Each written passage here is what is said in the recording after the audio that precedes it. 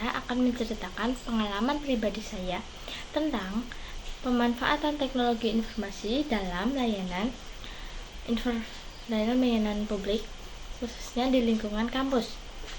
Video ini terbagi menjadi beberapa segmen, yaitu yang membahas kemudahan akses informasi, layanan efektif, pengguna sistem digital yang ramah lingkungan, peran SDM yang komponen, infrastruktur, hingga dukungan pemerintah. Yuk, mari kita mulai dengan segmen yang pertama, yaitu segmen yang saya akan menceritakan pengalaman saya dalam mengakses informasi akademik di kampus. Saya biasanya mencari informasi akademik seperti jadwal kuliah, pengumuman beasiswa, atau nilai ujian melalui website resmi kampus dan grup WhatsApp kelas. Terkadang saya juga menggunakan aplikasi kampus yang disediakan untuk TKRS dan KHS yang dinamakan yaitu SIA. Kendala yang saya hadapi adalah informasi tidak perlu selalu diupdate tepat waktu di website, atau kadang linknya error. Grup WhatsApp juga terlalu ramai sehingga informasi penting sering tenggelam. Solusi teknologi menurut saya, aplikasi mobile terintegrasi dengan notifikasi real time dan sistem chatbot bisa sangat membantu. Dengan begitu informasi selalu update dan mudah dicari. Segmen kedua, layanan prima, efektif, efisien, dan cepat. Nah, tentang layanan kampus yang menurut saya sudah efektif dan cepat, yaitu contohnya salah satu layanan kampus yang menurut saya sangat cepat, pengajuan surat keterangan aktif kuliah melalui sistem online. Faktor keberhasilan yaitu layanan ini berhasil karena prosesnya simpel. Cukup isi form online lalu file surat dikirim email dalam 1-2 hari kerja. Selanjutnya, peran di sistem digital. Sistem digital mempercepat proses karena tidak perlu mencetak bolak-balik ke bagian administrasi atau antri. Data juga langsung otomatis kesimpan ke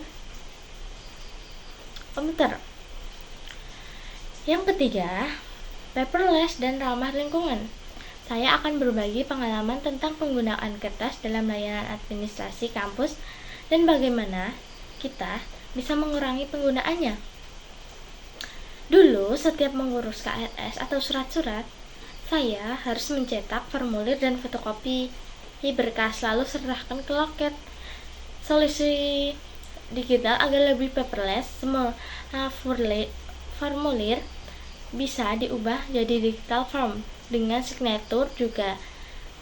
Sistem penyimpanan cloud bisa menggantikan map dokumen fisik. Yang keempat, SDM dengan background kompetensi TIK. Saya akan cerita tentang interaksi saya dengan petugas layanan kampus yang paham atau kurang paham teknologi. Saya pernah dibantu oleh petugas TU yang sangat paham teknologi. Jadi semua proses digitalnya cepat, tapi ada juga yang masih bingung pakai sistem online. Jadi saya diminta cek ulang data dokumen. Pentingnya kompetensi TIK, SDM yang paham IT bisa mempercepat layanan, mengurangi kesalahan input data, dan lebih siap menghadapi sistem baru. Tantangan yang kalau SDM belum siap, proses jadi lambat, data bisa salah input dan bisa bikin mahasiswa bingung karena arahan tidak jelas. Yang kelima, infrastruktur yang memadai. Nah, di sini saya akan bahas tentang pengalaman saya terkait infrastruktur kampus. Di kampus saya jaringan internet kadang lambat, terutama saat pengisian KRS massal. Komputer di ruang administrasi juga kadang rusak atau tidak tersambung ke printer. Infrastruktur yang diperlukan yaitu internet stabil, komputer yang layak, server yang kuat, serta sistem backup data. Dampak jika tidak memadai, kalau infrastruktur tidak mendukung, layanan jadi lambat, sistem sering error, dan mahasiswa jadi bingung karena proses administrasi terhambat. Nah, kita akan masuk segmen yang terakhir, yaitu dukungan dari pemerintah dalam digitalisasi layanan publik di kampus. Salah satu kebijakan pemerintah yang saya tahu adalah program Kampus Merdeka dari Kemendikbud Distrik yang mendorong digitalisasi sistem pendidikan tinggi, termasuk integrasi pangkalan data pendidikan tinggi. Sistem ini sangat membantu dalam pencatatan data mahasiswa secara nasional, termasuk nilai dan status akademik.